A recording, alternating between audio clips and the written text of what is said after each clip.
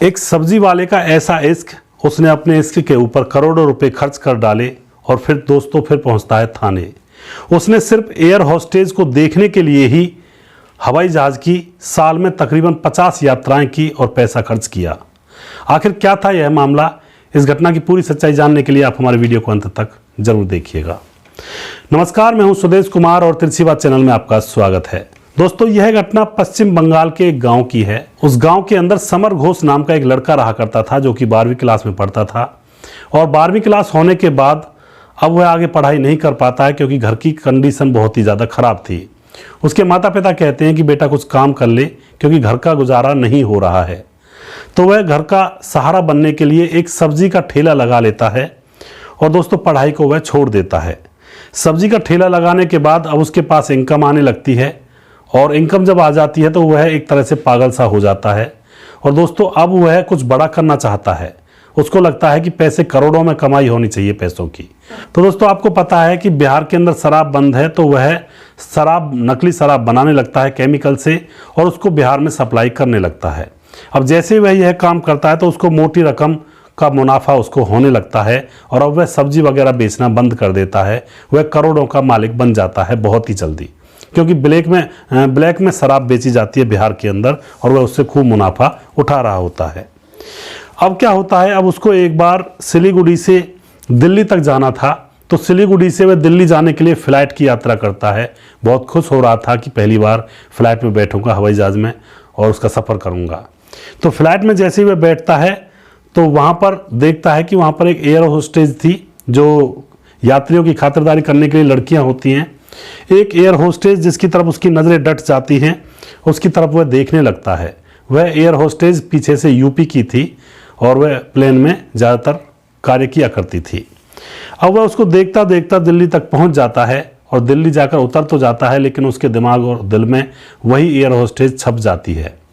वापस काम करके आता है तो फिर से वह उसको देखता हुआ उधर से आता है और अब वह उसी को देखना चाहता है। उसकी नज़रों के सामने सिर्फ और सिर्फ वही घूमने लगती है।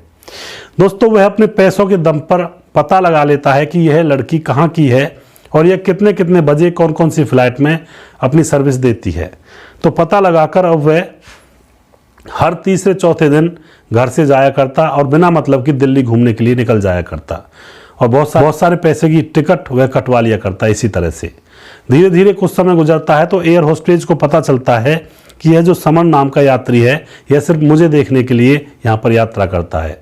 वह उससे बात करती है तो समर बहुत खुश होता है और दोनों एक दूसरे से बात करने लगते हैं और दोनों को एक दूसरे से प्यार हो जाता है।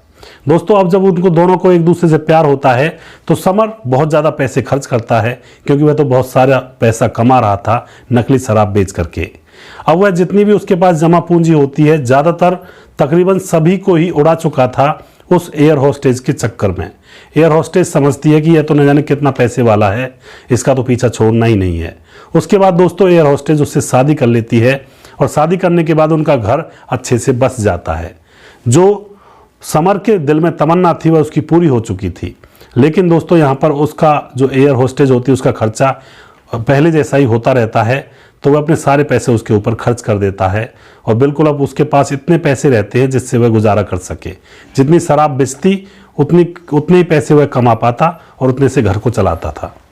अब क्या होता है, बिहार के अंदर जहरीली शराब पीने से कुछ लोगों की मौत हो जाती है और जैसे ही कुछ लोगों की मौत होती है तो सरकार का शिकंजा कसा जाता है और नकली शराब बनाने वालों को पकड़ा जाता है।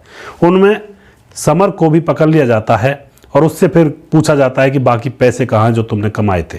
लेकिन समर कहता है कि मेरे पास तो एक भी रुपया नहीं है, मैंने इस तरह से काम किया था, एक लड़की के साथ शादी की और उसने मुझे सारा कंगाल कर दिया। दोस्तों, पुलिस के सामने वह सारी घटना बताता है और फिर पुलिस के रिकॉर्ड में यह बात चढ़ती है। पुलिस उसको अरेस्ट करके उसको जेल में डाल दिया जाता है क्योंकि उसके पास पैसे होते तो वह रिश्वत देकर भी छूट सकता था, लेकिन अब तो उसके पास रिश्वत देकर खुद को छुटाने के पैसे भी नहीं रहे थे। तो दोस्तों तभी कहा जाता है कि इश्क अंधा होता है। यहाँ पर समर बिल्कुल ही अंधा हो चुका था उस लड़की के चक्कर में और अपनी सारी प्रॉपर्टी और सारा जो पैसा था उसको खर्च कर चुका था। तो ऐसा प्यार भी क्या प्यार जो कंगाल ही कर दे। तो दोस्तों आप क्या कहना चाहोगे इस घटना के बारे में? क्या यहाँ पर समर ने सही किया था या गलत किया था? आप अपनी राय कमेंट बॉक्स में लिख सकते हैं और आप लोगों के साथ शेयर कर सकते हैं। अगला प्रोग्राम में बहुत जल्दी फिर से लेकर आऊँगा किसी सच्ची घटना के ऊपर। आप खुश रहें, सावधान रहें। जय हिंद, जय भारत।